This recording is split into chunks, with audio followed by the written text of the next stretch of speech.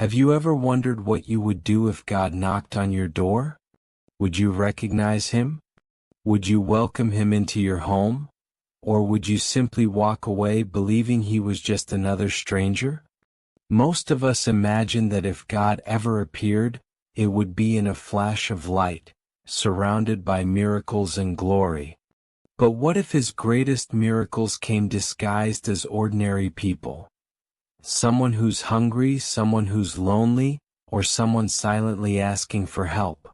Today's story is one of the most powerful and unforgettable short stories ever written.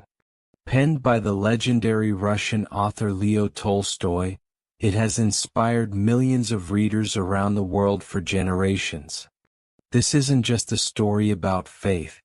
It's a story about kindness, compassion, and the surprising places where we can find the presence of God. So, grab a cup of coffee, sit back, and let this timeless tale remind you that sometimes the smallest acts of love can have the greatest meaning. This is Where Love Is, There God Is Also. What if God came to visit you today? Would you recognize him? Or would you walk right past him without even knowing? This is the powerful question at the heart of Where Love Is, There God Is Also, a timeless short story by Leo Tolstoy. Even though it was written more than a century ago, its message is just as meaningful today. Let's begin. Martin of Dietz was an old shoemaker who lived alone in a small basement workshop. Years earlier he had lost his wife, and one by one his children had also passed away. His grief was overwhelming, and he began to lose faith in life itself. One day an elderly traveler encouraged Martin to read the Bible. As he did, something began to change. The words filled his heart with hope, peace, and a renewed sense of purpose. One night, after reading the scriptures, Martin heard a mysterious voice calling his name. "Martin, tomorrow I will come to visit you." Martin awoke, wondering if it had been a dream. But he believed the message and eagerly waited for his special visitor.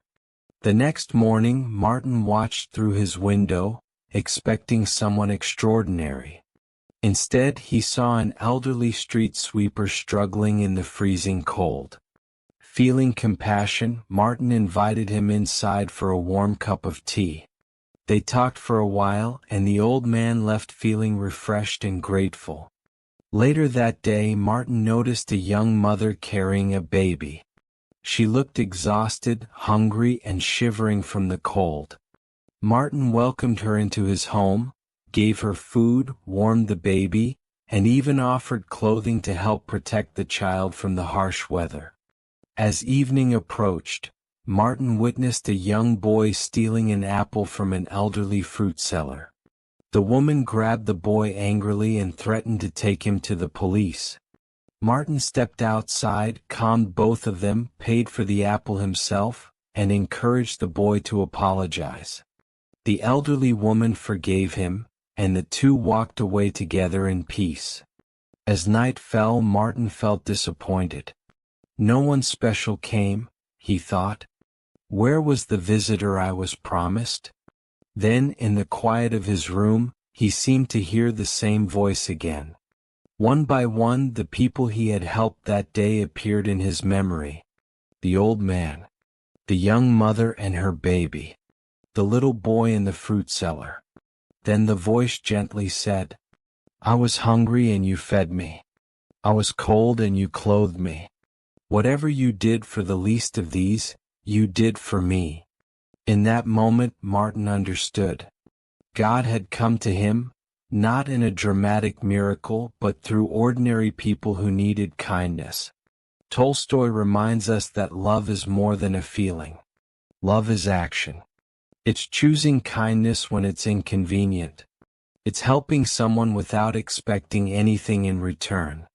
It's seeing the humanity in every person we meet. The title says it all. Where love is, there God is also. Whether you're religious or not, this story carries a universal message. Every act of compassion makes the world a little brighter. Every moment of forgiveness changes someone's life. And every simple act of love has the power to reveal something greater than ourselves. If this story touched your heart, remember this. You don't have to perform extraordinary miracles to make a difference. Sometimes offering a smile, sharing a meal, listening to someone in pain, or showing simple kindness can become the greatest gift of all. Because where love lives, hope lives. And where love is, there God is also. Thanks for listening.